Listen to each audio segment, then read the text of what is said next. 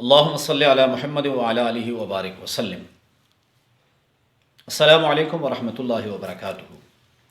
آج کا جو وظیفہ میں آپ کے پاس لے کر آیا ہوں، یہ وظیفہ رزق میں کثرت اور برکت کے لیے ہے۔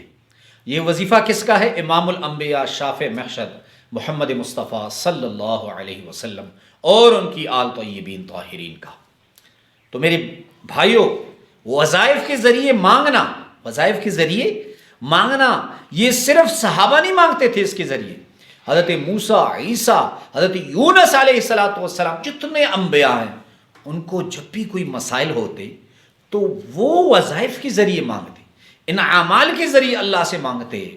تو جو وظیفہ میں آج لے کر آیا ہوں وہ کس کا وظیفہ ہے؟ آقا نبی کریم صلی اللہ علیہ وسلم کا۔ تو کس لیے یہ حضور صلی اللہ علیہ وسلم نے بتایا یہ وظیفہ؟ کیوں احادیث کی کتب میں یہ وظیفہ لکھا ہے؟ اس لیے لکھا ہے تاکہ میری امت جو فقر میں مبتلا ہو، جو غریبی میں مبتلا ہو، جو کھانے پینے کی اشیاء کی قلت کا شکار ہو، اور ان کو چاہیے کہ یہ وظائف پڑھے، اللہ ان کی رزق میں برکت عطا فرمائیں گے۔ یہ کتنے منٹ کا وظیفہ ہے؟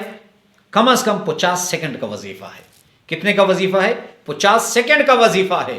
تو اس لیے جو لوگ چاہتے ہیں کہ اللہ ہمارے مال و دولت میں برکت دے تو وہ اس نبوی وظیفے پہ عمل کرے۔ آپ کو پتہ ہے آقا نبی کریم صلی اللہ علیہ وسلم کوئی بات اپنی طرف سے نہیں کہتے۔ کس کی طرف سے کہتے؟ اللہ کی طرف سے۔ وظیفہ کیا ہے؟ وظیفہ یہ ہے کہ جو شخص گھر میں داخل ہوتے وقت السلام علیکم ورحمۃ اللہ وبرکاتہ کہے، اور اس کے بعد کہے بسم اللہ الرحمن الرحیم، قل هو اللہ احد اللہ الصمد لم یلد ولم یولد ولم یکن له کفوا احد۔ اس کو بس ایک مرتبہ پڑھے، لیکن گھر میں داخل ہوتے وقت وظیفے کو اپنا معمول بنا لیں تو جو رسول اللہ صلی اللہ علیہ وسلم اس کو گارنٹی دیتے ہیں، تو یہ گارنٹی اللہ کی طرف سے ہے۔